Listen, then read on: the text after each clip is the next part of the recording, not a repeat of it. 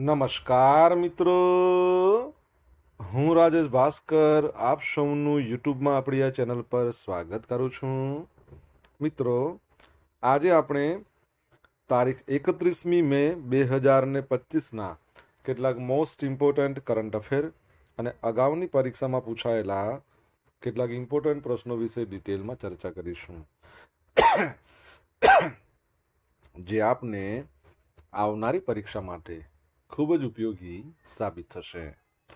તો મિત્રો, આપ આ ચર્ચા સાથે જોડાઈ રહેજો અને વિડીયોને પહેલેથી લઈને છેલ્લે સુધી પૂરેપૂરો જોવાનો આગ્રહ રાખજો. તો ચલો મિત્રો, શરૂ કરીએ. શરૂઆત કરતાં પહેલાં જણાવી દઉં કે જો તમારે આપણી આ યુટ્યુબ ચેનલને સબસ્ક્રાઇબ કરવાનું બાકી હોય તો ચેનલને સબસ્ક્રાઇબ કરજો, નોટિફિકેશન બેલ આઇકોનને પ્રેસ કરીને, અને જો તમને વિડીયો પસંદ આવે તો વિડીયોને લાઈક કરજો. પરંતુ તમારા જેટલા પણ મિત્રો છે એ બધા મિત્રો જોડે વિડીયોની લિંકને શેર કરવાનું ના ભૂલતા. તો શરૂઆત કરીએ. સૌપ્રથમ જોઈશું અગાઉની પરીક્ષામાં પૂછાયેલા બંધારણના પ્રશ્નો, જેના જવાબો તમારે મને કમેન્ટ બોક્સમાં લખીને જણાવવાના છે. વિડીયોના લાસ્ટમાં જ્યારે હું તમને આ દરેક પ્રશ્નના જવાબ જણાવું ત્યારે તમારે ચેક કરવાનું છે કે તમે આપેલા પ્રશ્નના જવાબમાંથી કેટલા પ્રશ્નોના જવાબ સાચા છે, અને જેટલા પણ પ્રશ્નોના જવાબ સાચા હોય એનો આંકડો તમારે કમેન્ટમાં લખવાનો છે કે 10માંથી આટલા સાચા છે. ડેઇલી જીકે ટેસ્ટમાં આપણે રોજ 10 પ્રશ્નો પૂછીએ છીએ, જેમાંથી 5 પ્રશ્નો બંધારણના હોય છે. બાકીના જે 5 પ્રશ્નો છે એ ગુજરાતની ભૂગોળના પ્રશ્નો છે. તો તમે તમારો આન્સર આપવાની છે કમેન્ટ બોક્સમાં, અને હું આજના કરંટ અફેરનો પ્રથમ પ્રશ્ન છે એની શરૂઆત કરું છું.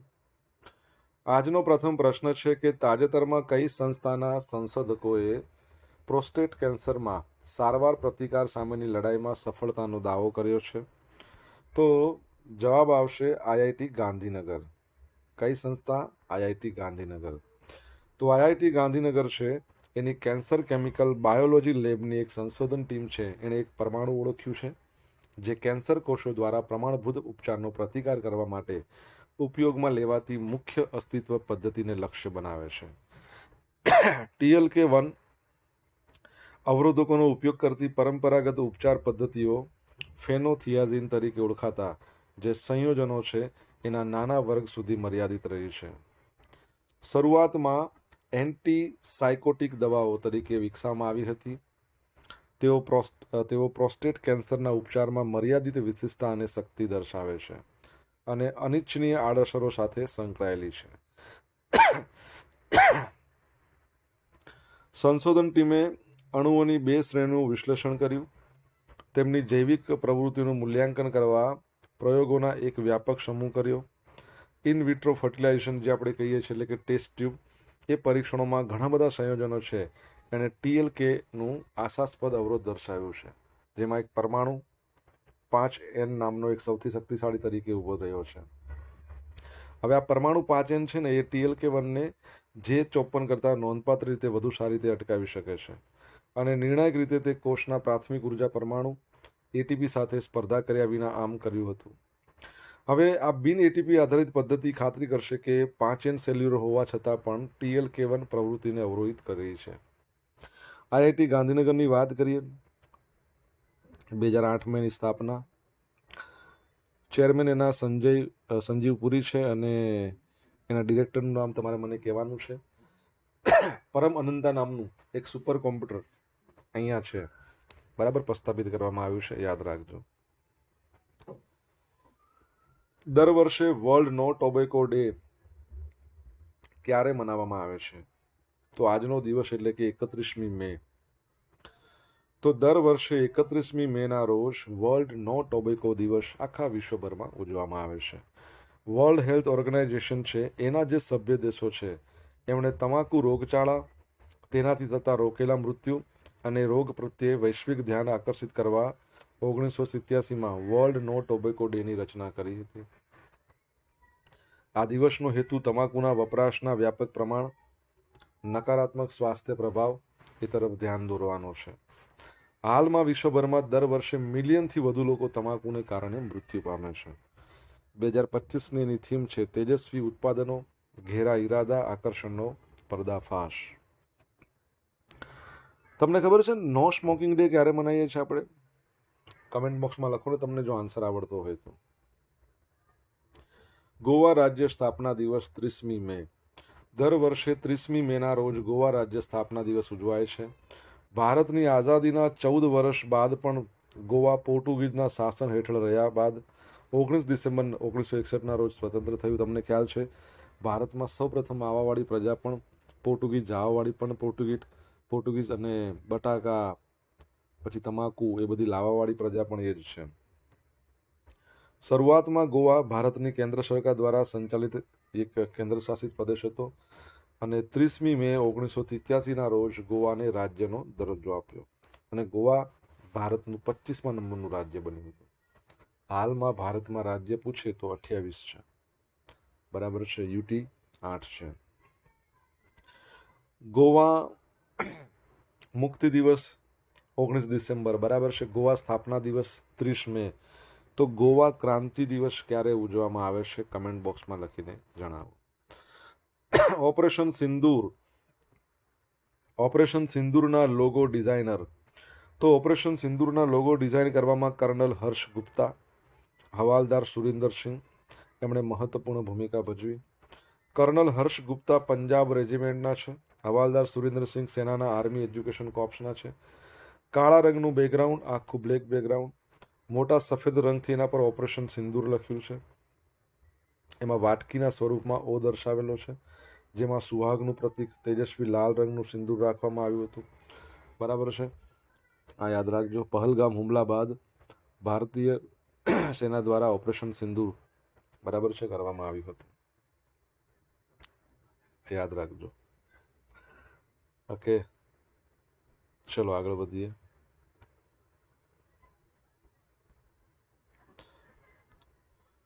મિત્રો, વિડીયો પસંદ આવ્યો હોય, ભણવાની મજા આવી હોય તો વિડીયોને લાઇક કરજો. તમારા મિત્રો જોડે વિડીયોની લિંકને શેર કરજો. આપણી બંને યુટ્યુબ ચેનલ રાજેશ ભાસ્કર 2ને સબસ્ક્રાઇબ કરજો. નોટિફિકેશન બેલ આઇકોનને પ્રેસ કરીને જો તમારે ડેઇલી કરંટ અફેરની પીડીએફ જોઈતી હોય તો આપણી ટેલિગ્રામ ચેનલને જોઈન કરો. અહીંયા ડેઇલી કરંટ અફેરની પીડીએફ મળશે. અહીંયા તમને પોલ્સ પણ રમવા મળશે. તાજેતરમાં કયા રાજ્યના નાગર કુર્નૂલ જિલ્લાના મચારામ ગામમાં રાજ્ય સરકારની ઇન્દિરા સૌરગીરી જલ વિકાસમ યોજના શરૂ થઈ ગઈ છે? તો જવાબ આવશે તેલંગાણા. શું આવશે? તેલંગાણા. તો તાજેતરમાં તેલંગાણાના મુખ્યમંત્રી રેવંત રેડ્ડીએ નાગર કુર્નૂલ જિલ્લાના મચારામ ગામમાં રાજ્ય સરકારની ઇન્દિરા સૌરગીરી જલ વિકાસમ યોજના શરૂ કરી. આ યોજનાનો ઉદ્દેશ આદિવાસી ખેડૂતોને સિંચાઈ માટે મફત સૌર વીજળી પંપ પૂરા પાડવાના છે. તેમને આત્મનિર્ભર બનાવીને સશક્ત બનાવવાનો છે. મુખ્યમંત્રીએ 12 મુદ્દાની નલ્લા માલા ઘોષણા પણ બહાર પાડી હતી, જેમાં જંગલ વિસ્તારોમાં રહેતા આદિવાસી સમુદાયો માટે રાજ્ય સરકારની વિકાસલક્ષી પહેલોનો સમાવેશ થાય છે. ઇન્દિરા સૌરગીરી જલ વિકાસ યોજના અંતર્ગત આગામી 5 વર્ષમાં 6 lakh acre rights of forest records એ જમીનને આવરી લેશે. રાજ્ય સરકાર આજે રાઇટ્સ ઓફ ફોરેસ્ટ રેકોર્ડ છે એની જમીન ધરાવતા આદિવાસી ખેડૂતોની બાગાયતી પાકોની સિંચાઈ માટે 5 થી લઈને 7.5 હોર્સ પાવરના મફત સોલર પંપ પૂરા પાડશે. આ યોજનાનો સમયગાળો 5 વર્ષનો છે. 2025-26 થી લઈને 2090 અને 90 નથી આવશે, બરાબર. 2025-26 થી લઈને 2030 સુધીનો આપણે કહી શકીએ, 30-31 કહી શકીએ. ઓકે, આ યાદ રાખજો.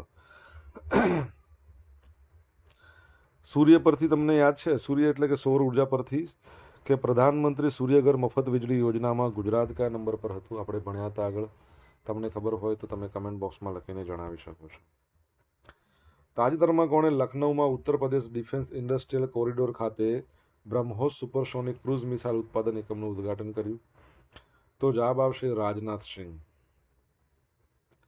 તો સંરક્ષણ મંત્રી રાજનાથ સિંહે લખનૌમાં Uttar Pradesh defence industrial corridor ખાતે બ્રહ્મોસ સુપરસોનિક ક્રૂઝ મિસાઇલ ઉત્પાદન એકમનું વર્ચ્યુઅલ ઉદ્ઘાટન કર્યું. 300 કરોડના ખર્ચે બનેલ ઉત્પાદન એકમ બ્રહ્મોસ મિસાઇલનું ઉત્પાદન કરશે, જેની રેન્જ 290 થી 400 કિલોમીટર અને મેક 2.8ની ટોચની ગતિ છે. ભારત અને રશિયાના સંયુક્ત સાહસ બ્રહ્મોસ એરોસ્પેસ દ્વારા વિકસિત આ મિસાઇલ જમીન, સમૃદ્ધ અથવા તો હવામાંથી લોન્ચ કરી શકાય છે અને ફાયર અને ફરગટ માર્ગદર્શન પ્રણાલીને તે અનુસરે છે. લખનૌમાં આજે શરૂ કરાયેલી એરોસ્પેસ ઇન્ટિગ્રેશન ટેસ્ટિંગ સુવિધામાંથી વાર્ષિક 80થી લઈને 100 બ્રહ્મોસ મિસાઇલનું ઉત્પાદન કરવામાં આવશે. દર વર્ષે 100થી 150 આગામી પેઢીના બ્રહ્મોસ મિસાઇલનું ઉત્પાદન પણ થવાનું છે. તમને ખબર છે બ્રહ્મોસ છે ને એ આપણા ભારતની અને રશિયાની બે નદીઓના નામ પરથી છે. તમારે બંને નદીના નામ કહેવાના છે જો આન્સર આવડતો હોય તો. હવે આગામી પેઢીના મિસાઇલો છે એ 1 વર્ષની અંદર તૈયાર અને ડિલિવરી કરવામાં આવશે. અત્યાર સુધી સુખોઈ જેવા ફાઇટર જેટ ફક્ત એક બ્રહ્મોસ મિસાઇલ લઈ શકે છે, જો કે હવે તેઓ 3 આગામી પેઢીના બ્રહ્મોસ મિસાઇલ લઈ જઈ શકશે. હવે આગામી પેઢીના બ્રહ્મોસ મિસાઇલની વાત કરીએ તો એની સ્ટ્રાઇક રેન્જ 300 કિલોમીટરથી વધુ હશે, વજન 1290 કિલોગ્રામ. હાલના બ્રહ્મોસ મિસાઇલની સરખામણીમાં 2900 કિલોગ્રામ ધરાવે છે. આ ઉત્પાદન એકમની જાહેરાત 2018 ગ્લોબલ ઇન્વેસ્ટર સમિટ દરમિયાન વડાપ્રધાન નરેન્દ્ર મોદી દ્વારા શરૂ કરાયેલ સંરક્ષણ ઔદ્યોગિક કોરિડોર પહેલના ભાગરૂપે કરવામાં આવી હતી. શિલાન્યાસ થયો હતો 2021માં. યાદ રાખજો.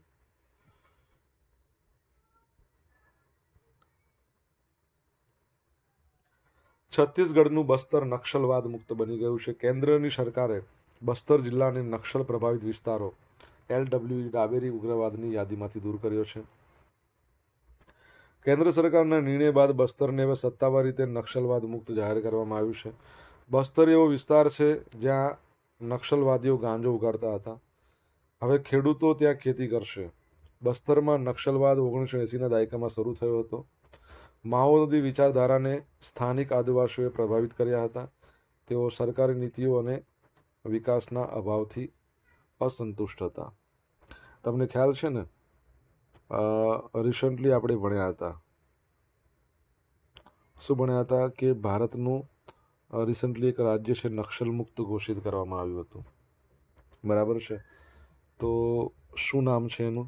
તમને ખબર હોય તો તમે જણાવી શકો છો. બીજું, છત્તીસગઢની વાત કરી છે. બરાબર છે. છત્તીસગઢ છે એનું એના જે CM છે વિષ્ણુદેવ સાઈ છે અને ગવર્નર રમન ડેકા છે. આ ઉપરાંત તમને ખ્યાલ હોય તો આપણે એવું ભણ્યા હતા કે છત્તીસગઢમાં હસ્તલેખિત 100 પાનાનું બજેટ રજૂ કરવામાં આવ્યું. બરાબર છે. તો એ પણ યાદ રાખજો. આગળ વધીએ. સોશિયલ મીડિયાના માધ્યમથી તમે મારી જોડે કનેક્ટ રહી શકો છો. મારું ઇન્સ્ટા આઈડી છે rajesh.i.bhaskar. મારું ફેસબુક આઈડી છે RI ભાસ્કર અને ટેલિગ્રામ ચેનલ છે આપણી રાજેશ ભાસ્કર, જ્યાં તમને ડેલી કરંટ અફેરના PDF અને પોલ્સ રમવા મળશે.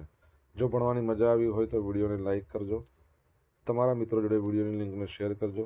ચેનલ સબસ્ક્રાઇબ કરવાની બાકી હોય તો સબસ્ક્રાઇબ કરજો, નોટિફિકેશન બેલ આઇકોનને પ્રેસ કરીને.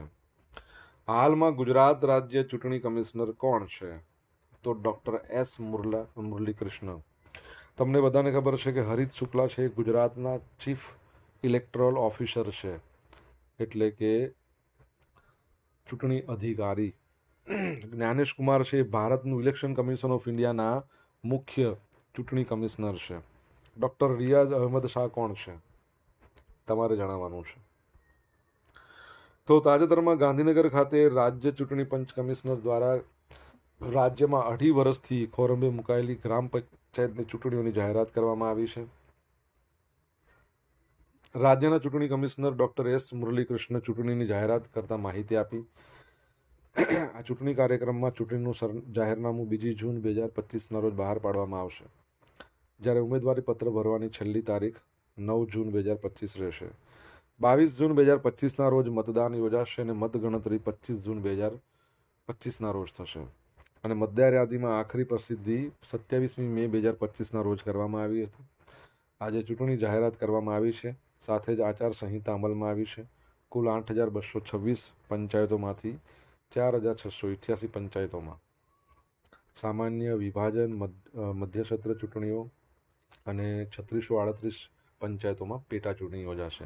હવે બહુ અગત્યની વાત શું છે ખબર છે કે આ પંચાયતની ચૂંટણીમાં EVMનો ઉપયોગ નહીં થાય. બરાબર છે. ગુજરાતમાં આમ બેલેટ પેપરનો યુઝ થશે. અહીંયા ગુજરાતમાં 4000 ગ્રામ પંચાયતમાં 3 વર્ષથી વહીવટી શાસન રહ્યું છે, જેમાં 1400 પંચાયતોની મુદત છે ને એ 30 જૂને પૂરી થઈ જાય છે. બરાબર છે. કેન્દ્ર સરકાર હેઠળની સેન્ટ્રલ હાઉસિંગ એલોટમેન્ટ સિસ્ટમ છે, એમાં દિવ્યાંગોને 4% કોટા છે. બરાબર છે. દિવ્યાંગોને જનરલ પુલ હેઠળ પૂરા પાડવામાં આવેલા આવાસોમાં પણ અનામતના લાભની જોગવાઈ છે. 22મી મે 2025ના રોજ મંત્રાલયના એસ્ટેટ વિભાગના ડેપ્યુટી ડિરેક્ટર દ્વારા જારી કરાયેલા ઓફિસ ઓર્ડરમાં જણાવ્યું હતું કે કેન્દ્ર સરકાર દ્વારા જારી કરાયેલા યુનિક ડિસેબિલિટી આઈડી એમની અપંગતતાને પ્રમાણિત કરવા માટે માન્ય પ્રમાણપત્ર રહેશે. તે સક્ષમ વિભાગીય અધિકારીઓ દ્વારા પ્રમાણિત હોવું આવશ્યક છે. હવે આ કોટા હેઠળ રહેઠાણ મેળવવા માંગતા કર્મચારીઓ દર મહિને ઈ સંપદા વેબસાઇટ પર અરજી કરવાની રહેશે. આ ફાળવણી દર મહિને ઓટોમેટેડ સિસ્ટમ દ્વારા કરવામાં આવશે. બરાબર છે, તો એ યાદ રાખજો. ઓકે. યુનિક ડિસેબિલિટી આઈડી પરથી મને શું યાદ આવ્યું ખબર છે? Unique identification authority of India 2009માં જેની સ્થાપના થઈ હતી, અને એના સીઈઓ તમારે કહેવાના છે, જો તમને ખબર હોય તો. હવે મિત્રો જોઈશું આગામી પરીક્ષામાં પૂછાયેલા બંધારણના પ્રશ્નો. પહેલો પ્રશ્ન, કોની ભલામણ મુજબ રાજ્યોને કેન્દ્ર અને આવકનો હિસ્સો મળે છે? તો નાણાં પંચની ભલામણ. એટર્ની જનરલનો હોદ્દો ધારણ કરવાની મુદત કેટલી? રાષ્ટ્રપતિની મરજી. ભારતના બંધારણની નીચેના પૈકી કઈ યાદી મહાનગરપાલિકાના કાર્યોની સ્પષ્ટતા કરવામાં આવી છે? 12મી યાદીમાં. બંધારણના 86માં સુધારાથી તેના વિભાગ 3માં કયો મૂળભૂત અધિકાર ઉમેરવામાં આવ્યો? શિક્ષણનો. સંસદની બેઠક હોય ત્યારે રાષ્ટ્રપતિએ કરેલ વટહુકમ ક્યારે અસરકારકતા ગુમાવે છે? 6 અઠવાડિયાના અંતે. અગાઉની પરીક્ષામાં પૂછાયેલા ગુજરાતની ભૂગોળના પ્રશ્નો જોઈ લઈએ. પહેલો પ્રશ્ન, ગુજરાતના નીચેના પૈકી કયા બંદરનો મત્સ્ય બંદર તરીકે વધુ વિકાસ થયો છે? તો વેરાવળનો. મોલોસિસ કયા ઉદ્યોગની અગત્યની આડપેદાશ છે? તો ખાંડ ઉદ્યોગની. કાથો બનાવવા માટે કાચા માલ તરીકે નીચેનામાંથી કોનો ઉપયોગ થાય છે? તો ખેરના વૃક્ષો. કડી અને કલોલ તાલુકાનો વિસ્તાર અન્ય કયા નામે ઓળખાય છે? તો ખાખરિયા ટપ્પા. રસાયણો, સ્ટીલ, કાસ્ટિંગ, ખનિજ તેલ શુદ્ધિકરણ વગેરેમાં ઉપયોગમાં લેવાતું બેન્ટોનાઇટ ખનિજ ગુજરાતના કયા જિલ્લામાં મોટા પ્રમાણમાં મળી આવે છે? તો ભાવનગરમાં મળી આવે છે. ક્યાં મળી આવે છે? ભાવનગરમાં. હવે મિત્રો જોઈશું ગઈકાલે પૂછેલા પ્રશ્નો જવાબ. પહેલો પ્રશ્ન, તાજેતરમાં કોણે ગાંધીનગરમાં નવનિર્મિત આવાસ પરિસર એશ્વર્યમનું લોકાર્પણ કર્યું? તો આચાર્ય દેવવ્રત, આપણા ગવર્નર છે ગુજરાતના, એમણે. સેકન્ડ પ્રશ્ન, તાજેતરમાં જર્મનીમાં યોજાયેલ ISSF જુનિયર વર્લ્ડ કપ 2025માં ભારતે મેડલ ટેલીમાં કેટલામાં ક્રમે? તો પ્રથમ ક્રમે. હવે મિત્રો આજે પૂછેલા પ્રશ્નોના જવાબ જોઈ લઈએ. પહેલો પ્રશ્ન પૂછવામાં આવ્યો હતો, IIT ગાંધીનગર છે, એના જે ડિરેક્ટર છે એમનું નામ શું છે? તો રજત મુના. સેકન્ડ પ્રશ્ન છે, નો સ્મોકિંગ ડે દર વર્ષે ક્યારે મનાવવામાં આવે છે? તો માર્ચ મહિનાના બીજા બુધવારે, એટલે વેડનસડે. ત્રીજો પ્રશ્ન હતો, ગોવા ક્રાંતિ દિવસ ક્યારે મનાવવામાં આવે છે? 18મી જૂન.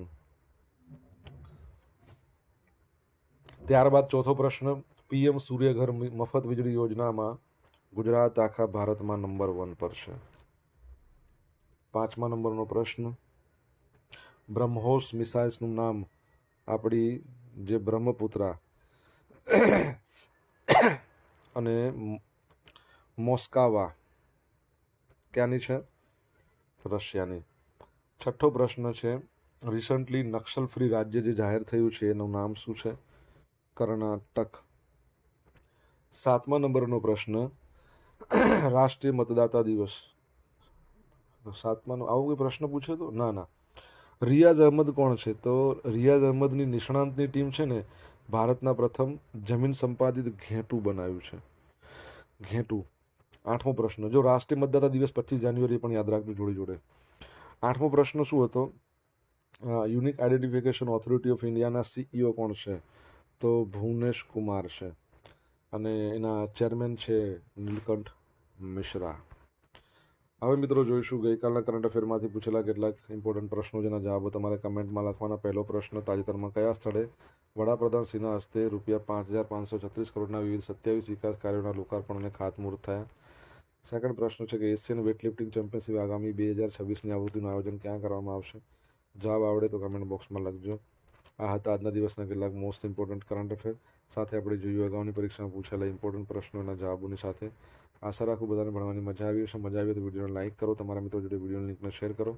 આપણી બંને યુટ્યુબ ચેનલ રાજેશ ભાસ્કરને સબસ્ક્રાઇબ કરો, નોટિફિકેશન બેલ આઇકોનને પ્રેસ કરીને. તો મિત્રો thank you so much for watching this video. Have a nice day. જય હિન્દ, જય ભારત, જય જય ગરવી ગુજરાત.